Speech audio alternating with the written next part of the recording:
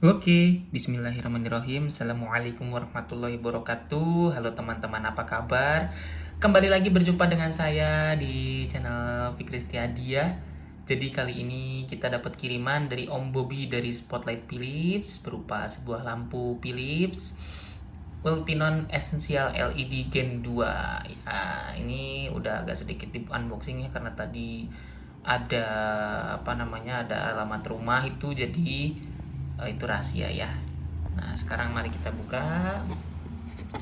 Di dalam boxnya terdapat sedikit ini ya, keriting-keriting kertas nih untuk keamanan lampunya. Dan ini ada struk pembeliannya. Struk pembeliannya ini nggak ada alamat rumah saya, jadi nggak apa-apa.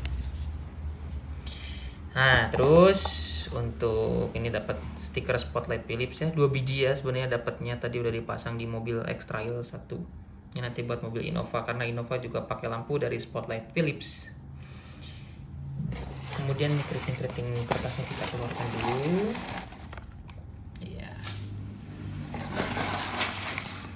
Nah, ini barangnya Philips LED HL. HL tuh kalau nggak salah ya, setahu saya itu artinya high low. Jadi untuk high beam dan low beam dia jenisnya H4 soketnya karena untuk lampu depan. Ini Ultinon Essential G2.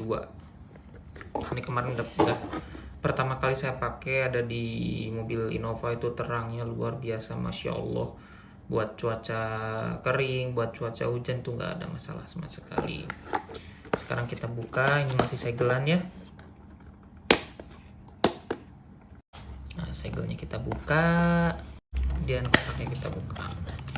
Lampu LED Philips ini adalah lampu LED yang karakternya seperti halogen ya, jadi dia terang banget tapi nggak menyilaukan ke orang. Kenapa?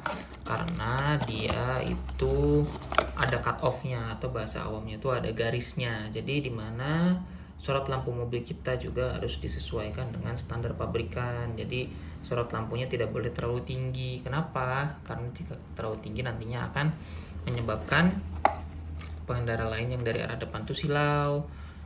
Atau misalnya teman-teman ada pakai LED yang nggak sesuai dengan standar, itu juga akan membuat pengendara lain silau. Karena LED yang tidak sesuai standar, yang harganya terlalu murah, itu tidak menciptakan garis atau tidak menciptakan cut off. Seperti yang pernah saya pakai di mobil X-Trail, itu pernah pakai LED murah, jadinya cahayanya tuh nggak bergaris tapi bulat gitu. Kalau ke pengendara lain saya sering dikasih lampu dim atau lampu jauh karena mereka kesilauan. Tapi semenjak pakai LED Philips ini saya hampir gak pernah dikasih dim atau lampu jauh. Nah, lampunya ada di dalam ya, kita tarik aja keluar. Nah,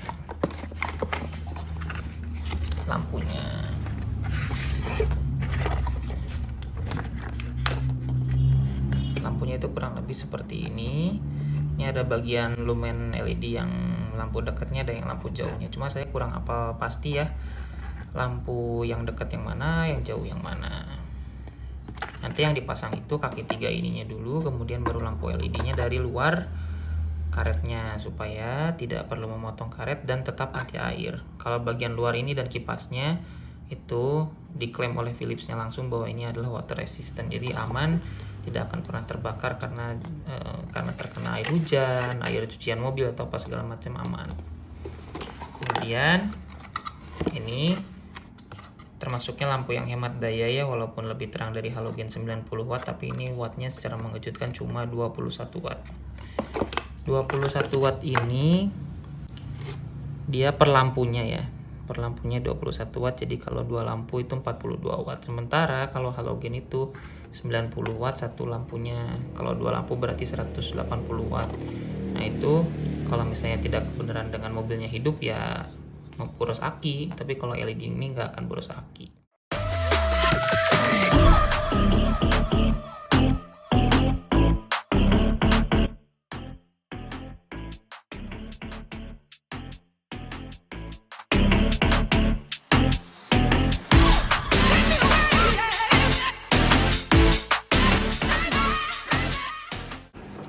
Aduh, maaf, ruang mesinnya seperti biasa masih agak kotor ya, belum dibersihkan. Ini tutup cover mesinnya ini, yang plastiknya ini saya cat warna merah ya. Dulu waktu awal-awal 2020 ada pandemi COVID-19 tuh saya gabut mau ngapain lagi di mobilnya, akhirnya saya cat aja warna merah. Terus ada Harta Tahta Sabila itu nama ngarang itu, yang penting sesuai dengan stiker yang lagi hype pada saat itu. Nanti suatu saat bakal dicabut dan tutup cover mesinnya yang plastik-plastiknya ini bakal dikembalikan ke cat warna hitam lagi. Oke, proses pemasangan. Pertama kita dari lampu yang kanan dulu. Ini kita cabut dulu lampu yang halogennya dengan yang pertama mencabut dulu ininya, soketnya. Kemudian ini kita cabut karet anti airnya. Nah, ini jangan sampai dipotong karena nanti akan menyebabkan si lampu terkena air. Kalau udah kena air nanti bisa menggenang di dalam reflektornya. Kalau udah di reflektornya menggenang nanti bisa merusak kalau nggak mika reflektornya jadi kuning kayak gini ya. Ini juga sebetulnya nih kayaknya pernah kena sedikit dua dikit kena cipratan air hujan nih, gara-gara dulu sama tukang variasi dipasang lampu LED yang nggak sesuai dengan standar, sama pemasangnya juga nggak ada SOP-nya, digunting. Nah, atau bisa juga merusak ke bagian krom dari reflektornya. Cuma untung alhamdulillah mobil ini reflektornya masih bagus, jadi lampunya juga masih bergaris. Kalau lampu bergaris tidak akan menyilaukan ke pengendara jalan yang lain, asal ngaturnya bener, jangan terlalu tinggi dan jangan terlalu rendah juga, jadi bahaya ke kitanya. Jadi kan kalau malam nggak kelihatan sudut pandangnya nggak luas. Oke, kemudian kita ini ada karet lampu, ada kawat kan di sini nih. Ini kawat ini cukup ditekan aja. Nah, kawat ini cukup ditekan aja. Aduh, autofocusnya ke tangan. Nah, ini ditekan aja, nanti dia keluar sendiri dan lampu halogen bisa dicabut. Kemudian yang sebelah kiri, kalau yang sebelah kiri ini agak perlu tenaga ya, karena nyabut ini nih dua pin ini untuk ke air intake ya, air intake ini. Bismillahirrahmanirrahim. Walaupun nggak pakai obeng minus, harusnya sih pakai obeng minus ya, cuma ini karena cepet-cepetan. Tapi yang penting nyabutnya harus pakai perasaan, jangan asal tarik biar nggak patah kancing klipnya. Yang kiri juga sama, ini dicabut dulu soketnya. Nah, udah gitu cabut karet ininya. Nah, sekali lagi nih, yang namanya karet ini, karet buat anti air di lampunya, jangan pernah dipotong, karena kalau dipotong nanti air bisa masuk ke dalam reflektornya. Kalau air udah masuk reflektornya, kemungkinannya ada dua, bisa si mikanya ini jadi agak menguning ya. Ini seperti contoh ekstrail saya udah agak menguning nih, nanti suatu saat mau saya bersihin.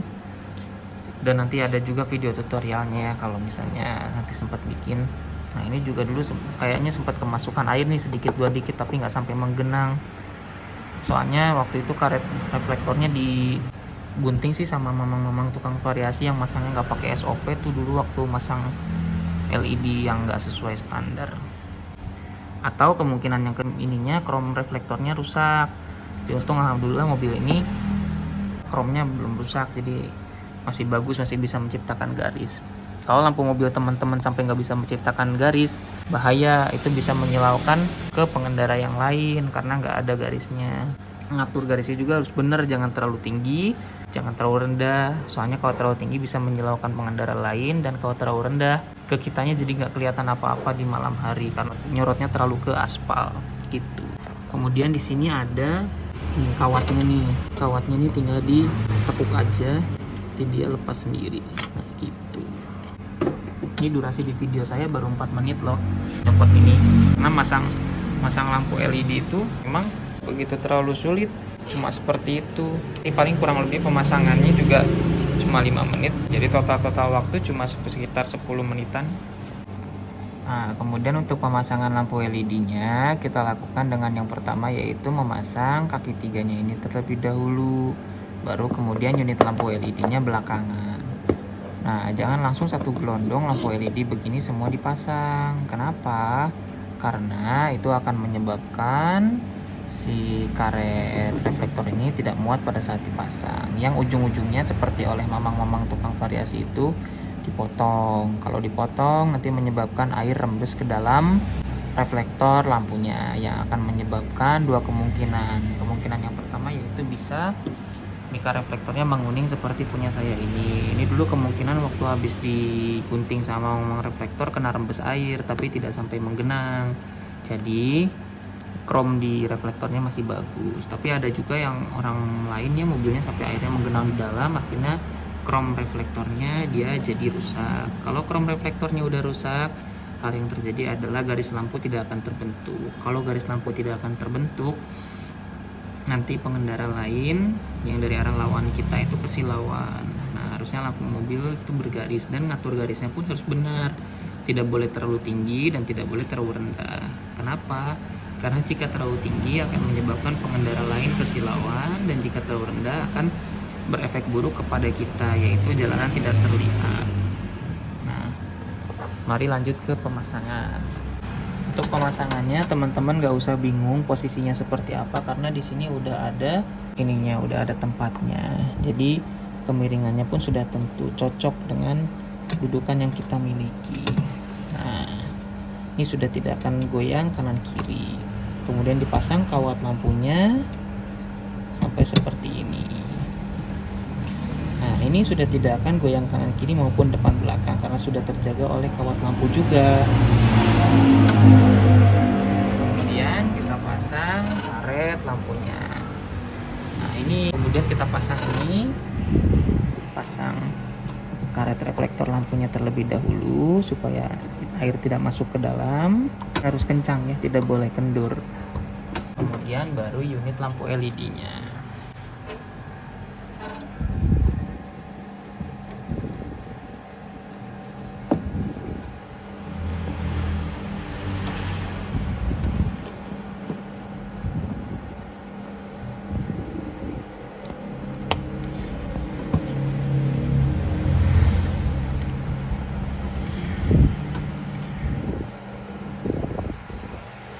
Lalu kita putar supaya dia kencang. Nah, kemudian setelah lampu terpasang, kita pasang soketnya. Pasang soketnya harus benar ya, tidak boleh salah. Harus rapat ya, supaya nggak terkena air, agar tidak terjadi korsleting dan korosi juga di logam-logam yang ada di sana.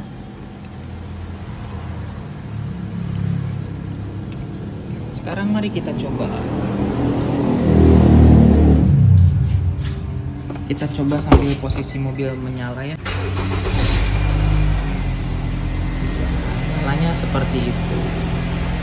Bagus bukan tuh? Ada garisnya. Yang sebelah kiri masih halogen. Oh, yang sebelah kiri udah saya cabut ya. Kita lepas dulu kaki tiganya. Sekarang kita lanjut untuk pemasangan lampu yang sebelah kiri. Untuk pemasangan lampu yang sebelah kiri juga sama, dilakukan dengan yang pertama, yaitu memasang kaki tiganya terlebih dahulu. Kenapa? Karena jika langsung dipasang satu gelondong unit LED beserta kaki tiganya secara langsung, itu akan menyebabkan tidak cukup ruang untuk dipasang karet anti airnya. Nah, apabila tidak cukup dipasang karet anti airnya, nanti harus dilakukan pemotongan. Nah, itu yang salah dan biasanya dilakukan oleh mamang-mamang tukang variasi. Nah, yang benar adalah pasang dulu kaki tiganya ini ke bagian reflektor dari mobilnya. Ini dipasang, tidak perlu bingung posisinya harus seperti apa karena sudah ada tempatnya. Nah, seperti ini. Ini tidak akan goyang kanan kiri, posisinya sudah fix seperti ini. Kemudian kita pasang kawatnya. Nah, tidak kencang, tidak akan goyang kanan kiri, tidak akan goyang maju mundur. Nah, kemudian kita pasang karet lampu reflektornya terlebih dahulu. Ini tidak boleh dipotong karena jika dipotong akan menyebabkan air rebus ke dalam reflektor mobil dan menyebabkan dua kemungkinan. Kemungkinan yang pertama yaitu mika reflektornya akan menjadi menguning seperti yang saya punya ini. Ini kemungkinan dulu ada rembes air tapi tidak sampai menggenang. Kalau sampai menggenang maka akan merusak si krom dari reflektornya itu sendiri. Nah, beruntung krom reflektor mobil saya ini masih bagus keadaannya. Jadi masih bisa menciptakan garis untuk lampunya. Kenapa lampu mobil harus bergaris? Karena agar tidak menyilaukan pengendara lain dari arah berlawanan. Nah, pengaturan untuk garisnya sendiri juga harus sesuai, tidak terlalu tinggi dan tidak terlalu rendah. Tidak terlalu tinggi agar tidak menyilaukan pengendara yang berada dari arah lawan kita. Tidak terlalu rendah juga agar kita bisa melihat ke jalanan. Kita pasang karet lampunya. Ini harus rapatnya, masangnya nggak boleh kendur, nggak boleh renggang karena nanti akan menyebabkan air rembes ke dalam. Kemudian kita pasang unit lampu LED-nya.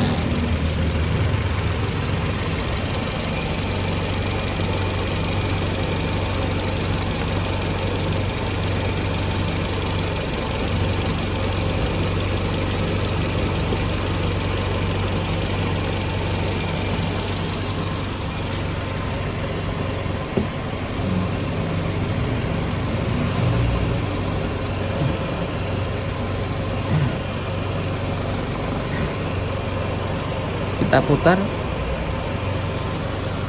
searah jarum jam kalau dari tangan kita ya, sampai klik.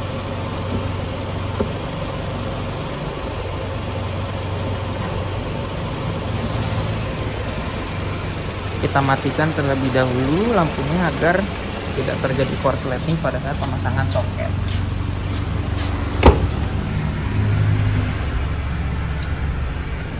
Dan juga mobilnya supaya tidak bau karbon monoksida. Kemudian kita pasangkan kabel ini ke soket yang ada di mobilnya. Pemasangannya pun harus benar, tidak boleh tertukar.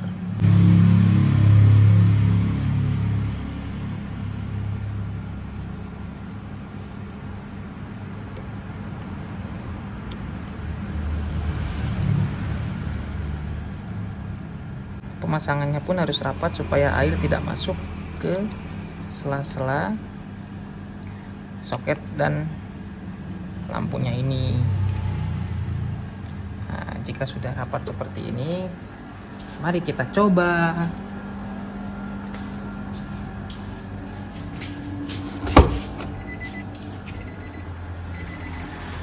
Nah, itu tercipta garis yang kiri seperti itu dan yang kanan seperti itu. Ini jika digunakan di jalan tidak akan menyilaukan pengendara lain. Sekarang kita coba ke jalan. Nah, ini contohnya kalau setting lampunya salah. Yang sebelah kanan terlalu tinggi, sementara sebelah kiri terlalu rendah. Ini nanti yang sebelah kanan perlu direndahkan sedikit, yang sebelah kiri perlu ditinggikan sedikit. Nah, untuk cara setting lampunya pun mudah, tidak sulit. Ini ada settingnya di sini. Ini ke kiri atau berlawanan jarum jam untuk menurunkan dan ke kanan atau ke arah jarum jam untuk menaikkan. Kita lihat ya, kita arahkan ke kiri. Yang kanan turun. Tuh, turun tuh. Tuh, turun lagi tuh.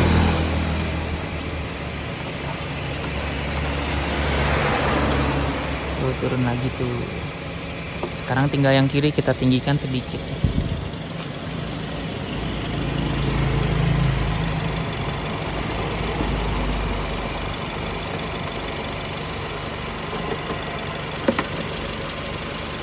Nih, nanti yang sebelah kiri naik. Tuh, naikkan. Kita coba satu kali lagi. Naik. Tuh, naik. Nah, ini sudah pas. Jadi tidak akan menyilaukan pengendara lain dari arah berlawanan kalau seperti ini posisinya.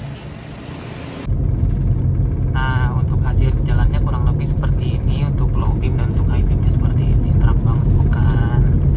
Tapi ini tidak akan menyilaukan pengendara lain yang dari arah berlawanan karena ini ada cut off-nya atau ada garisnya, dan garisnya pun tidak terlalu atas. Makanya tadi saya settingkan supaya pas juga untuk kita, tidak terlalu rendah, jadi tidak membuat Jangan lupa tekan tombol jempol ke atas, subscribe channel Fikri Setiadi agar saya bahagia. Share video ini ke seluruh dunia melalui sosial media Anda. Dan jangan lupa follow sosial media saya khususnya Instagram. Terima kasih telah menonton.